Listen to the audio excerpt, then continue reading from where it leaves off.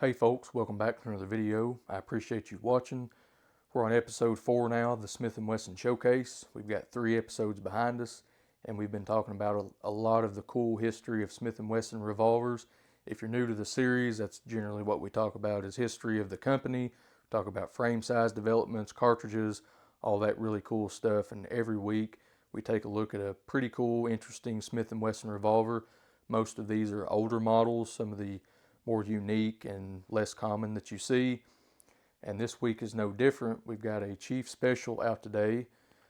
We're returning to the J frame. This is a Model 36-1 specifically. And the -1 guns were interesting and kind of standalone models, even though they were in the Chief Special family. The -1 came about in 1967. That engineering change brought about the 3-inch heavy barrel. If you remember some of the Smith & Wesson history, if you watched episode 1, in 1950, Smith & Wesson unveiled the new J-frame model at the Chiefs of Police meeting in Colorado Springs. They allowed the assembly to name the gun, and a very fitting name they came up with the Chief Special. It was a really popular model in police departments, and it was popular in civilian hands too. It was lightweight. A lot of people used them in shoulder holsters, ankle holsters, or just on your hip, because they were so easy to carry around and conceal. And in 1967, Smith & Wesson thought it might be a cool idea to bring out a 3-inch heavy barrel model.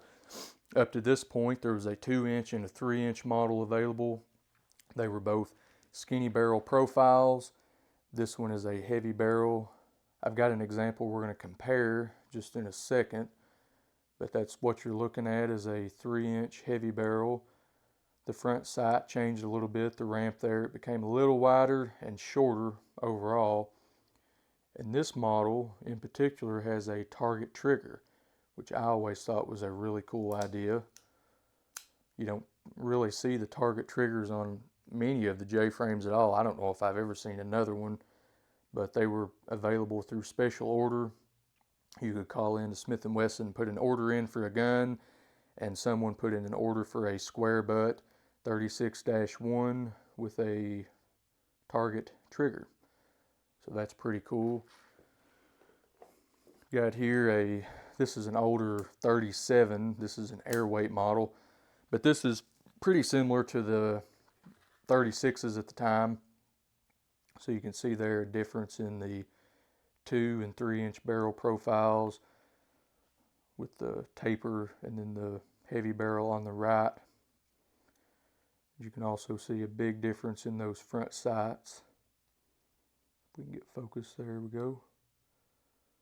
So you can see the 3-inch heavy barrel has a wider but shorter front sight pinned, and then this is the longer and thinner ramp on the 2-inch and 3-inch skinny barrels. That's what it would have looked like. So cool stuff there. We'll be talking about the airweights at a later date. This is a really cool model, a really nice model. This is a mid-60s gun. You can see the diamonds and the flat latch on this one, really light. So we'll be talking about that one in the future. But the 36-1s became pretty popular. I've read, haven't confirmed anything through a Smith & Wesson source like a catalog or a release paper or anything like that, but New York Police Department, the New York City Department, ordered quite a few of the 3-inch heavy models for their lady patrolmen. The 3-inch guns soaked up a little more of the recoil, and then you add that heavy barrel profile on this one, and there's really no recoil at all. We'll see later at the range when we shoot this one. Very, very mild.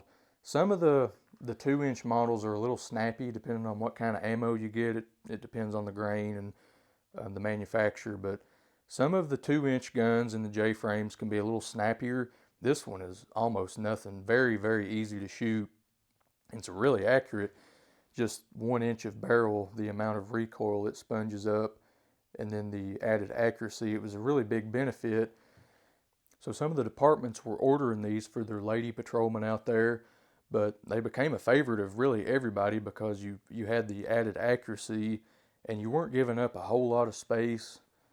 And the difference is not a whole lot. I mean, it's 1 inch, but at the end of the day, that added accuracy and the ease of shooting kind of ruled out there. The 2-inch guns were much more popular because they were more widely available. There was so many more of those produced than these. This is very specific, made for, I think, about 20 years or so. So there wasn't near as many of these heavy barreled models made, but they were shipped out, they were liked, and most of it was because of that accuracy and a little less recoil. Through the 60s and 70s, Smith & Wesson was still producing the 2-inch and 3-inch skinny barrel profiles along with the 36-1 line. That ended in 1976 when they downsized to just the 2-inch model. The 3-inch tapered was done away with, and from 1976 all the way to 1988 they continued with the 2-inch model, the regular 36, and the 36-1, the heavy barrel. In 1988, another engineering change came along, which brought on the Dash 2 for the regular 36 model and the Dash 3 with the 36-1 model, and that was a yoke retention system change, so not a huge thing there. But all the 36s became Dash 2 since there was already a Dash 1, and all the Dash 1s became Dash 3s. So that's pretty cool stuff. This one specifically, that target trigger, really cool. Just more surface area there to grab onto. So this gun specifically is really good for target shooting. The 3-inch heavy barrel guns were kind of phased out beginning in the early 90s and then really left in the mid 90s. You had a 36-6, which was in 1989. It was kind of similar. It was a 3-inch heavy barrel. It had the full underlug, but it was a target model, so it had target rear sights. That was really the closest thing to the heavy barrel guns, and that was in 1989. In the mid 90s, they were phased out completely, and in the late 90s, they came out with the J Magnum frame, which is what the Model 60 became. The Model 60 is no longer a J frame, it's the J Magnum, and those are 3-inch heavy barrel guns with target sights. So that's kind of where that model ended up. But these are really cool models. It's another example of an interesting idea they had and they brought out, and in the end became a really cool part of their history. So with this model, we've got the original tools in the box, warranty card. Seen a few of these now, and then the paperwork here. So you see, interesting there, they didn't come out with a different sheet for the 36-1 because it was just so similar. They shipped these out with the Chief Special paperwork. So it's pretty cool history.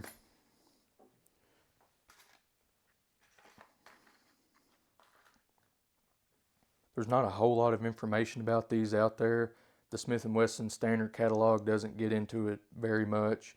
All we know is the year the Dash 1 change began and kind of the year it ended, and the Dash 3 change in the middle with the yoke retention system.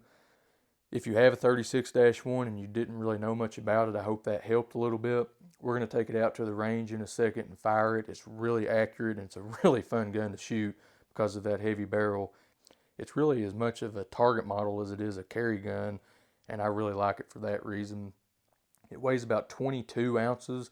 It's about 3 ounces heavier than the regular steel frame revolvers and several ounces more than the airweight model. So it's a little heavier, it's a little more to pack around, but in the end it gives you that added accuracy and a little less recoil, so it makes it a really pleasant gun to shoot. So in just a second, we're going to be out on the range testing her out. I appreciate you watching, and like I said, next week we'll have a new episode out. It'll be a really good one, so stay tuned, and we'll see you then. So I've got the Chief Special out now. We're going to shoot it a little bit. I've got some 148 grain full metal jacket, 38 special, a matched target ammunition. It should be really good stuff. This thing handles 38 really well. It's fun to shoot.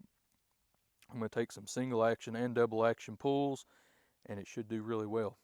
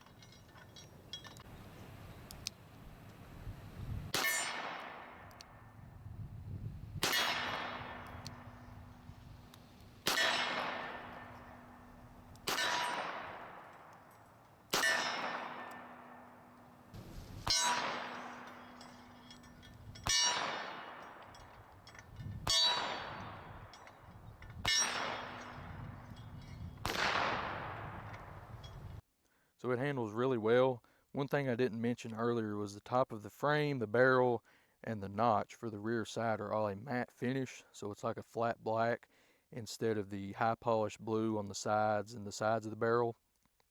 It just makes it a little easier to shoot in direct sunlight like today. The Chief Special is still favored by many as a carry revolver, as a backup gun. They really have stood the test of time. Very simple yet very reliable. We appreciate you watching this one. Next week there'll be another Smith & Wesson to look at. We'll dive into some more history. So until then, thank you for watching.